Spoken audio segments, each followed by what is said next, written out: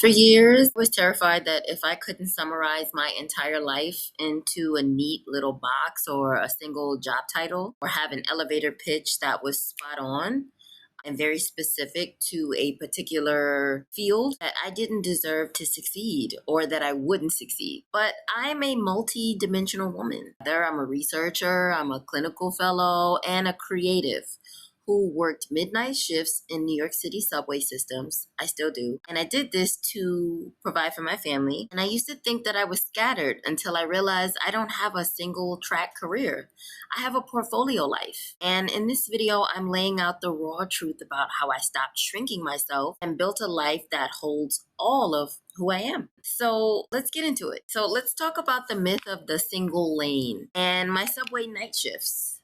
Okay, so when I went through a destabilizing divorce and just being a single parent, I did work or I still do work for the New York City subway system. And on paper, working nights underground looked light years away from my dream of studying at Columbia. But I figured out a way to hone in on what it is that I wanted while doing something that was creating stability and making it a part of my story. All of it. Because I was conditioned to believe that my job was a cage keeping me from my dreams based off of watching a lot of things online because I wanted to be entrepreneurial and move forward. And there's a lot of push towards completely abandoning like your job and throwing caution to the wind. And that is really not necessarily the safest thing when you're a parent.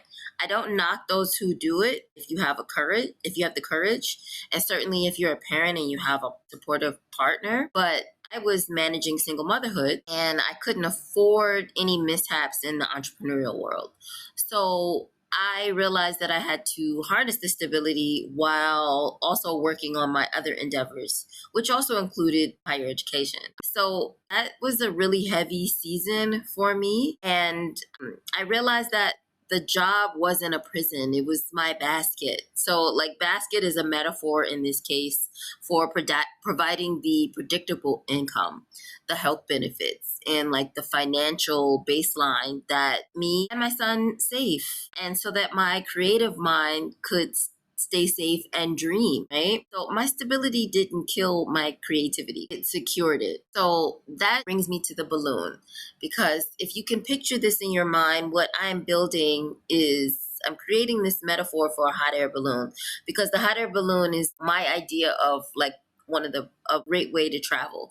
It elevates you, and it's using a natural source to elevate you up into the clouds where you can get a very good view. So the balloon that I'm inflating, right, is because I couldn't just fly with the basket, right? So the basket is the stability, but the balloon that's attached to the basket is the colorful canopy that catches the fire of my passions, like my academic research, my artistry, my curiosity. Stop trying to paint my multi-dimensional life on a canvas that was just way too small, right?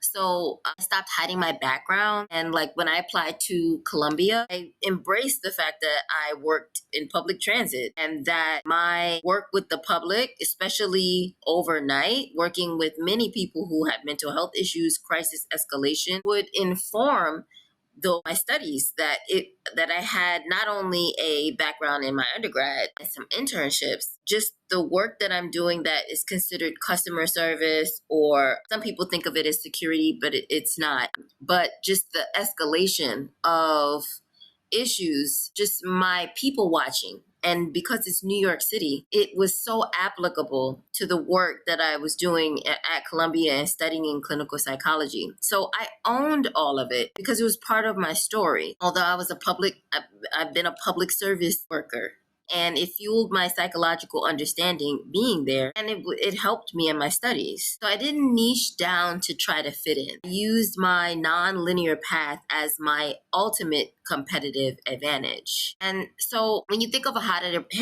air balloon, you may, if you've ever been in one, you may picture the sandbags that is keeping it somewhat like anchored. And so living a portfolio life isn't about running around in constant chaos or trying to do 10 things at 2 p.m. on a Tuesday, because I am multidimensional, but I don't do all of the things that I'm passionate about all at the same time. Right? It really is about knowing which sandbags to drop so you can gain a little altitude in your current season. So I hope this metaphor is coming together for you. So just in my life right now, my portfolio life, I manage my capacity to be a New Yorker, an adventurer, a curious woman who's also a mother and also an academic and has an artistic background, and I'm getting back into exploring all of those things, that I'm not leaving anything behind, nor am I trying to do everything all at the same time. And so, for instance, it's the summer right now, and my son is with my ex husband, and I'm currently working on more creative endeavors that is not the easiest to do during the school year. So I'm continuing the passions that I've always had for like singing and dance, but I'm focusing on them now in the summer when I have a little more breathing room. And so I don't feel guilty when a passion sits quietly in the background for a season, because so when the fall comes, I'm not going to say, oh well, I can't do what it is that I want. I know that the summer's coming back around, or even the spring, and I'll be able to pick it back up. So it's not about trying to do everything simultaneously, right? And the reality is, I'm not a flat profile. I am the basket, I am the balloon, I am the fire, and I am the view, right? So if you're sitting at your desk and or sitting anywhere that you are, and you're feeling scattered because you have multiple passions, or feeling trapped because you think you have to choose between financial stability and your creative dreams, you should stop waiting to be chosen. Choose yourself. If you look down in the description box, and you'll see a link to subscribe to my Substack to curate a quest. So regularly I break down certain strategies and life design frameworks that help you step into center stage and really build a life of intention, because that's really what it's about. It's about being intentional about all of your endeavors. And what I call a portfolio life is even bigger than the concept of a portfolio career. And I actually wrote in an article on that, specifically what a portfolio life really entails, because it's integrating all the parts of you. So just look down in the description box and check out my Substack. And if you're feeling adventurous or feeling multi-passionate, please subscribe to both the channel and Substack. And I hope to see you again soon. So let us enrich our lives as we enjoy the view.